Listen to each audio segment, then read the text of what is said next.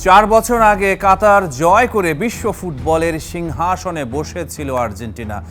আর মাত্র কয়েকদিন পর 2026 বিশ্বকাপে সেই মুকুট ধরে রাখার মিশন শুরু করছে লিওনেল মেসির দল। কিন্তু ডিফেন্ডিং চ্যাম্পিয়নদের অন্দর মহলে এখন শুধুই আশঙ্কার কালো মেঘ, আর সেই মেঘের নাম ইনজুরি।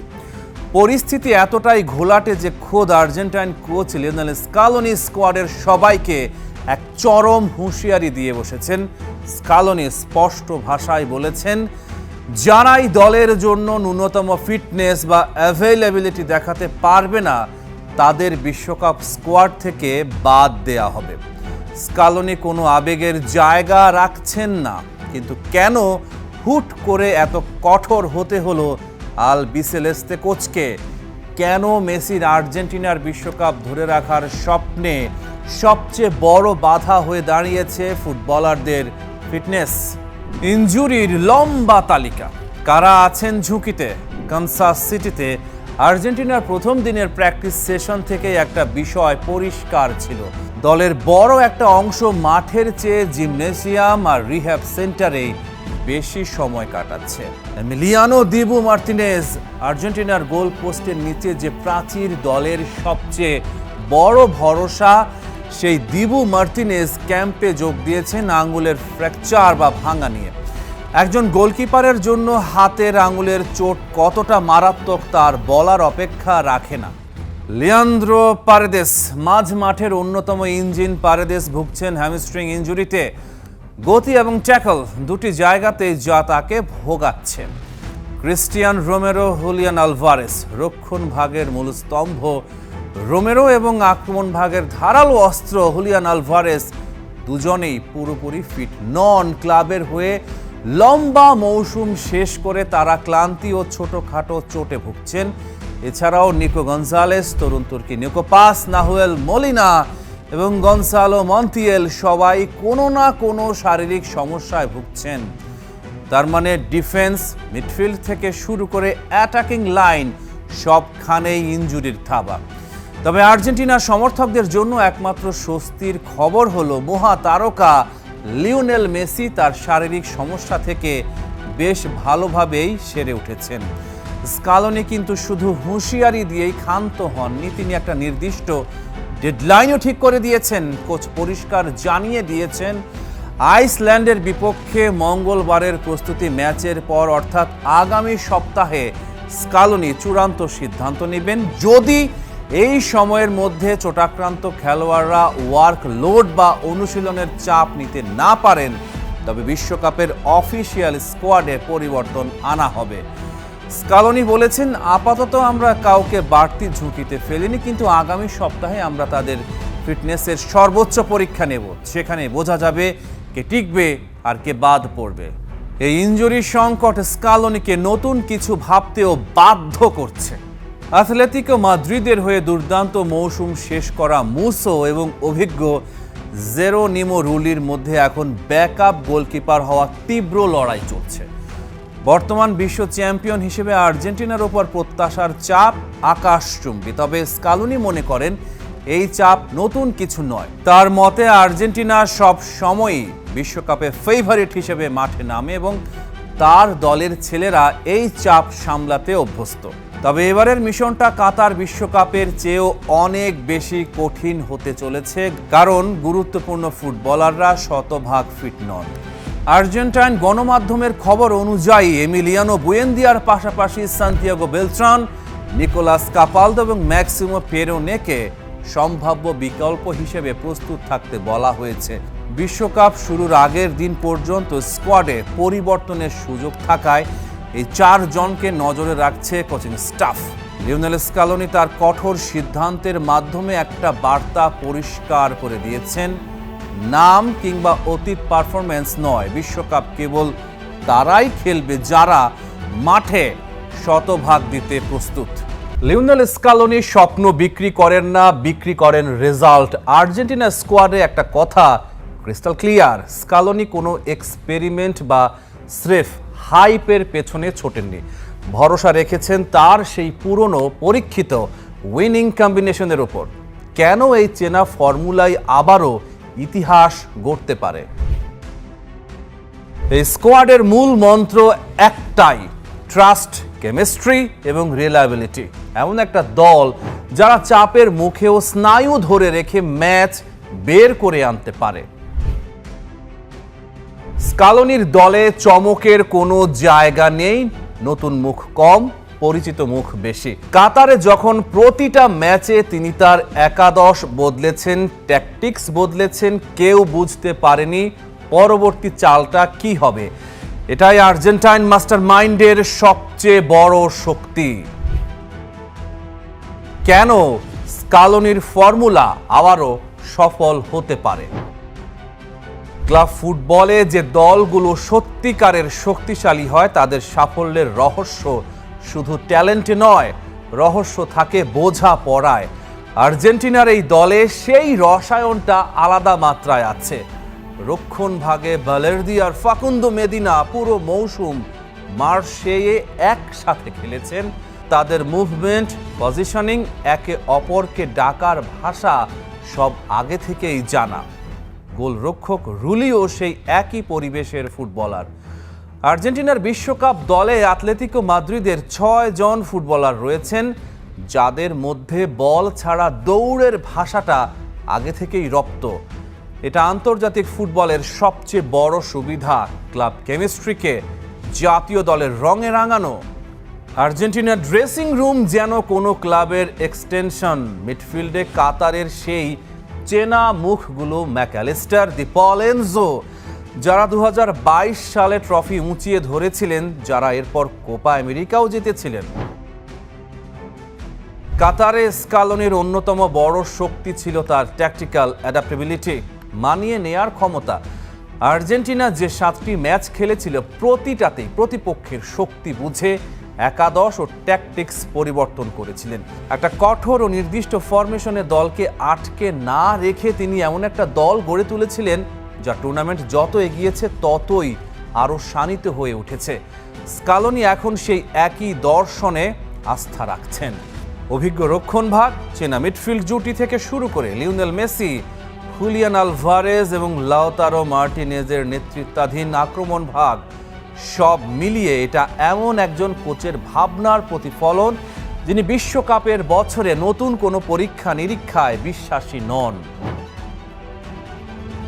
লিওনেল মেসির কারণেই কি আর্জেন্টিনা ফেভারিট? ইন্টার মায়ামির হয়ে অবিশ্বাস্য ফর্মে রয়েছেন মেসি।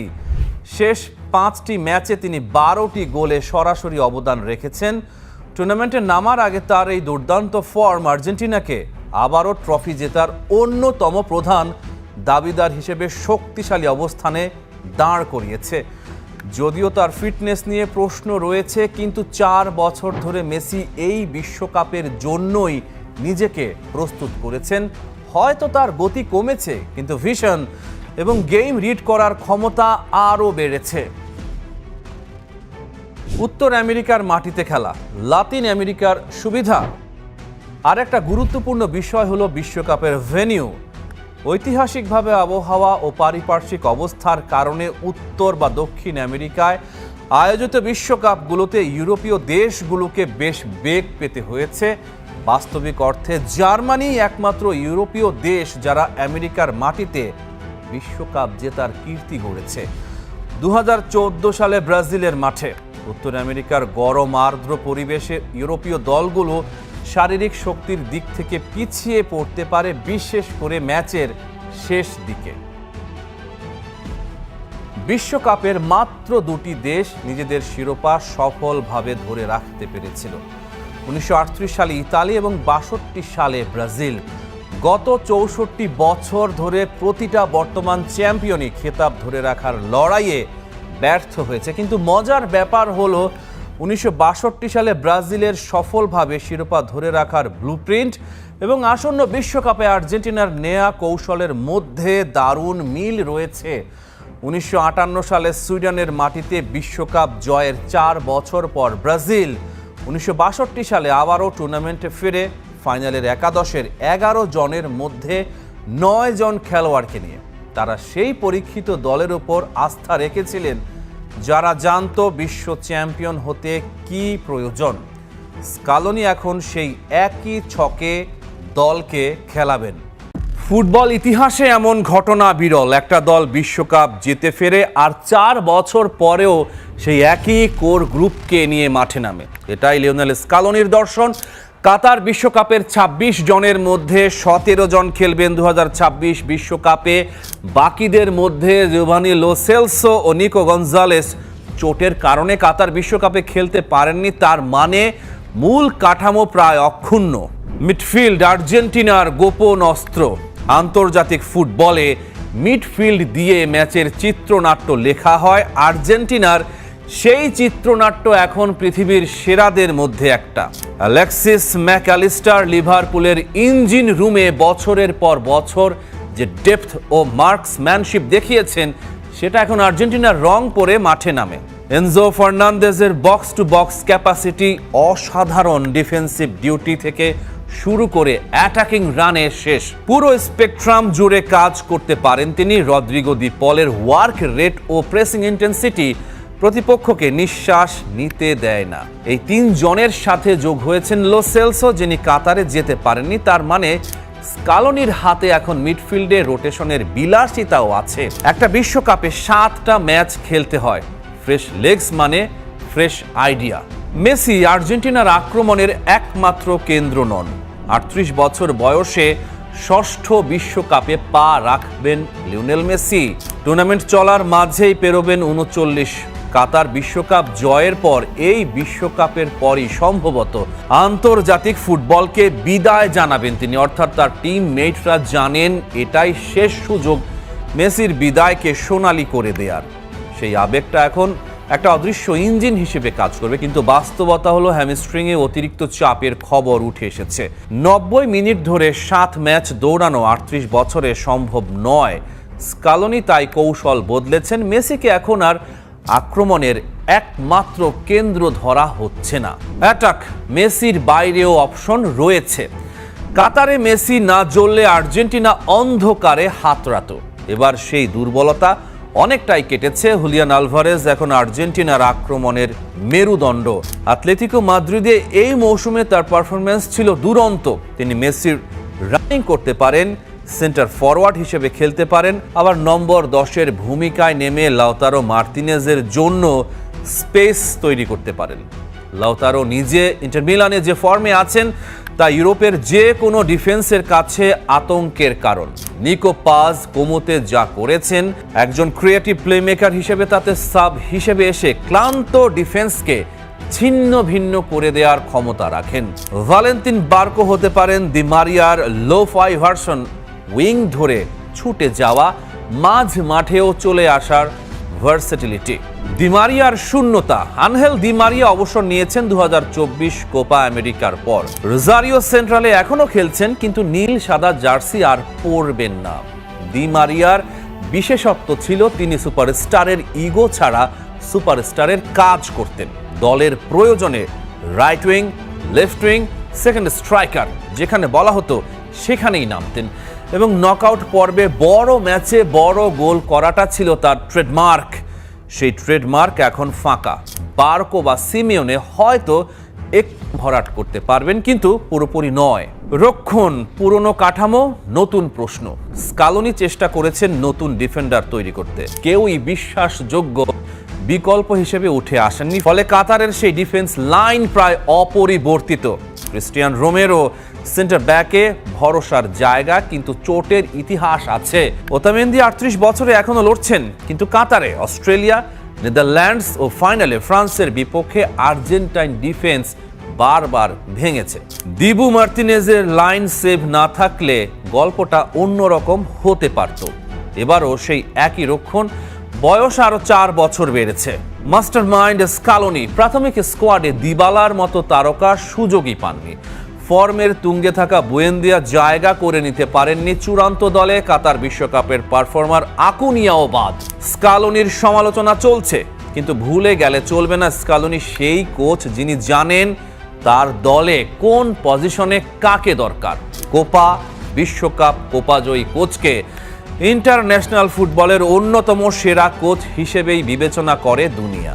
ইতিহাসের সাথে লড়াই। 1962 সালে পেলের ব্রাজিল টানা 2 বিশ্বকাপ জিতেছিল। তারপর থেকে 64 বছরে কোনো দল এই কাজটা করতে পারেনি। প্রতিপক্ষরাও আর আগের মতো নেই। স্পেনের তরুণ দল ইয়ামালের হাত ধরে উজ্জীবিত, ফ্রান্স গভীরতায় অপ্রতিদ্বন্দ্বী, ব্রাজিল দুরন্ত গতিময়, ইংল্যান্ডের মিডফিল্ড শক্তিশালী, হট ফেভারিটের লিস্টে রয়েছে পর্তুগালও। কিন্তু এই আর্জেন্টিনা দলটা বিশেষ, কারণ শুধু ট্রফি জেতার অভিজ্ঞতা নয়, তারা জানে চাপের মুখে কি করতে হয়। পেনাল্টি শুটআউট, ইনজুরি টাইমে গোল, অতিরিক্ত সময়ে নার্ভ ধরে রাখা, সব পরিস্থিতিতে এরা টিকে থাকে। আর্জেন্টাইন ফ্যানদের মধ্যে একটা কথা ঘুরে বেড়াচ্ছে, বিশ্বকাপে অদ্ভুত একটা 12 বছরের প্যাটার্ন রয়েছে। যে দল এক বিশ্বকাপে রানার্স আপ হয়, ঠিক 12 বছর পর সে দল নাকি বিজয়ীর মুকুট পরে। 1950 সালে মারাকানা স্টেডিয়ামে উরুগুয়ের কাছে হেরে যাওয়া ব্রাজিল ঠিক 12 বছর পর 1962 সালে চিলিতে বিশ্বকাপ ঘরে তোলে। তারপর ইতালি 1970-এর মেক্সিকো বিশ্বকাপে পেলের ব্রাজিলের কাছে ফাইনালে নতজানু হয়ে 1982 সালে স্পেনে রসির গোলের ঝড়ে ভেসে চ্যাম্পিয়ন। একই ইতালি আবার 1994-এ ব্রাজিলের কাছে টাই ব্রেকারে হেরে 2006-এ জিদানের ফ্রান্সকে হারিয়ে শিরোপা ছিনিয়ে নেয়। তারপর জার্মানি 2002 সালে রোনালদোর ব্রাজিলের কাছে হেরে 2014 সালে ব্রাজিলেরই মাটিতে 7-1 গোলে সেমিফাইনাল জেতার পথ ধরে ফাইনালে আর্জেন্টিনাকে হারিয়ে বিশ্ব চ্যাম্পিয়ন। কাজেই যে হিসাবটা মেলে তাতে 2014-তে রানার্স আপ আর্জেন্টিনার 2026 সালে চ্যাম্পিয়ন হওয়ার পালা এসেছে। কিন্তু ফুটবল কি এতটাই অঙ্কের খেলা? স্কালোনির হাতে গড়া এই দলটা গত 4 বছর ধরে এক অসাধারণ কাঠামোয় দাঁড়িয়েছে। Enzo Fernandez, Mac Allister, Julian Alvarez, Qatar বিশ্বকাপের তারকারা এখন আরো পাকা। সঙ্গে যোগ হয়েছেন ফ্রাঙ্কো মাস্তান্তুওনো ও আলেহান্দ্রো গার্নাচোর মতো ঝকঝকে নতুন প্রজন্ম। দলের বাজার মূল্য প্রায় 762 মিলিয়ন ইউরো। বিশ্বের শীর্ষ 10-এ স্থান পাকা। গ্রুপ পর্বে অস্ট্রিয়া, আলজেরিয়া ও জর্ডানের মতো তুলনামূলক সহজ প্রতিপক্ষ। আর স্কালোনির কৌশল, গতি, প্রেসিং, তীব্রতা যেন বিশ্বকাপের জন্যই তৈরি। মায়েস্ত্রো মেসি আছেন শেষ বিশ্বকাপ হিসেবে ধরলে এই লড়াকু ফুটবলারের অনুপ্রেরণা অন্য মাত্রা পাবে। তবে 12 বছরের প্যাটার্ন একটা মনোরম গল্প, কাঠখোট্টা অঙ্ক নয়। আর্জেন্টিনা শিরোপার অন্যতম দাবিদার, তবে সেটা প্যাটার্নের কারণে নয়, তাদের দলের শক্তির কারণে। ভাগ্যের সঙ্গে যদি দক্ষতা মেলে তাহলে হয়তো ইতিহাস আবারও আর্জেন্টিনার পক্ষেই হাসবে। আবারও বিশ্ব জয়ের এই পথ যে মসৃণ হবে না তা ভালো করেই জানে আর্জেন্টাইন ফুটবলাররা। হুলিয়ান আলভারেস বলেছেন, আমাদের চূড়ান্ত লক্ষ্য ফাইনালে পৌঁছানো, তবে আমরা জানি কাজটা মোটেও সহজ হবে না। প্রতিটা ম্যাচেই আমাদের সর্বোচ্চ উজাড় করে দিতে হবে। বিশ্ব মঞ্চে অনেক কিছুই হয়তো খুব সূক্ষ্ম ব্যবধানে নির্ধারিত হয়ে যায়, তবে আমরা নিজেদের সেরা উপায়ে প্রস্তুত করব এবং ধাপে ধাপে সামনের দিকে এগোতে চাই। বিশ্বকাপকে সামনে রেখে নতুন পরিকল্পনা করেছেন কোচ লিওনেল স্কালোনি। ইনজুরি ঝুঁকি কমাতে মূল স্কোয়াডের বাইরে অতিরিক্ত খেলোয়াড় নিয়ে প্রস্তুতি ক্যাম্প করার সিদ্ধান্ত নিয়েছেন তিনি, যা এরই মধ্যে আলোচনার জন্ম দিয়েছে। লিওনেল মেসির সাম্প্রতিক চোটও আর্জেন্টিনার মেডিকেল টিমকে আরও সতর্ক করেছে। পাশাপাশি ইউরোপীয় মৌসুম শেষে ক্লান্ত থাকা কয়েকজন গুরুত্বপূর্ণ ফুটবলারের ফিটনেস নিয়েও নজর রাখা হচ্ছে।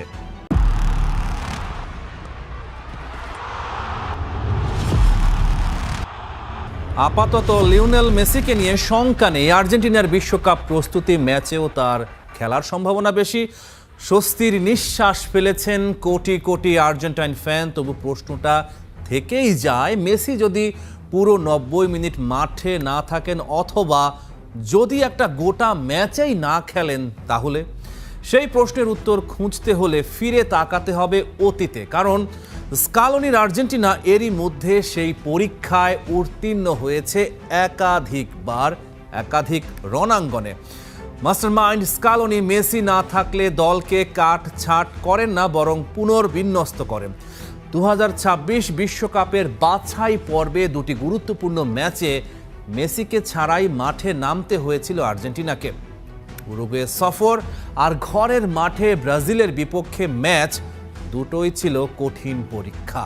মন্টেভিডিওর মাঠে উরুগুয়ের বিপক্ষে স্কালোনি মাঠে নামিয়েছিলেন দলকে এক অভিনব রণনীতিতে। পারেদেস আর ম্যাকঅ্যালিস্টার দুজন মিলে মধ্য মাঠে গড়েছিলেন চীনের দেয়াল, আর সেই দেয়ালের পেছন থেকে এগিয়ে গিয়েছিলেন এনজো ফার্নান্দেস। চেলসিতে যেভাবে খেলেন ঠিক সেভাবে, একটু সামনে অ্যাটাকিং মুডে, ডান পাশে গিউলিয়ানো সিমিওনে, বাঁয়ে থিয়াগো আলমাদা, আর সামনে একা দাঁড়িয়ে থাকা সেই শিকারী হুলিয়ান আলভারেস। মেসির 10 নম্বর জার্সিটা সেদিন গায়ে তুলেছিলেন আনহেল কোর্রেয়া। জয়সূচক গোলটা এসেছিল আলমাদার পা থেকে। মন্টেভিডিওতে সেদিন রাতে আর্জেন্টিনা প্রমাণ করেছিল মেসির নামের ভার ছাড়াও তারা জিততে জানে। আর্জেন্টিনা 4-1 ব্রাজিল, ইতিহাসের রাত। ব্রাজিলকে 4-1 গোলে ধুলায় মিশিয়ে দেয়া আর্জেন্টিনার ফুটবল ইতিহাসের অন্যতম স্মরণীয় একদিন। সেই ম্যাচেও মেসি ছিলেন না। সেদিন পারেদেস খেলেছিলেন ডিফেন্সিভ মিডফিল্ডার হিসেবে, এনজো আর ম্যাকঅ্যালিস্টার দুই পাশে, রদ্রিগো দি পল আর থিয়াগো আলমাদা দুই উইংয়ে, আর সামনে একাই 100 ছিলেন হুলিয়ান আলভারেস।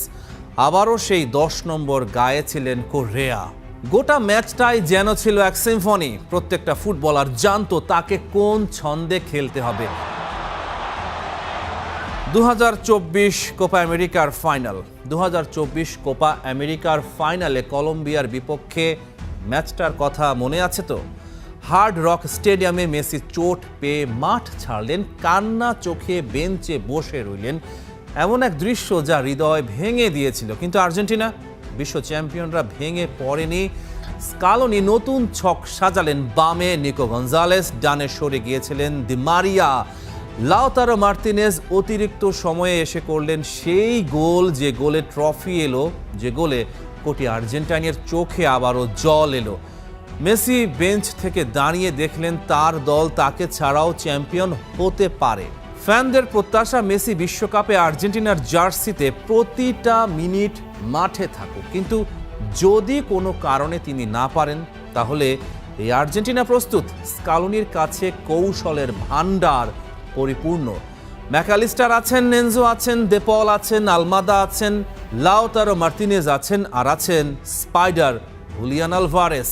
আলভারেস মনে করিয়ে দিচ্ছেন যে এই আর্জেন্টিনা দল যদি এবার বিশ্বকাপ জেতে, তাহলে তারা ইতিহাসের এক অনন্য পাতায় নাম লেখাবে।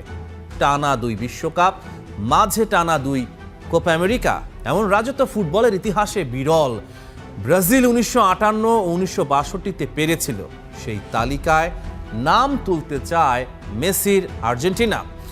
আলভারেস বলেছেন, গত কয়েকটা বছর আমাদের দেশের ফুটবলে সোনালী যুগ চলছে। 16 জুন আলজেরিয়ার বিপক্ষে ম্যাচ দিয়ে শুরু হবে আর্জেন্টিনার বিশ্বকাপ অভিযান।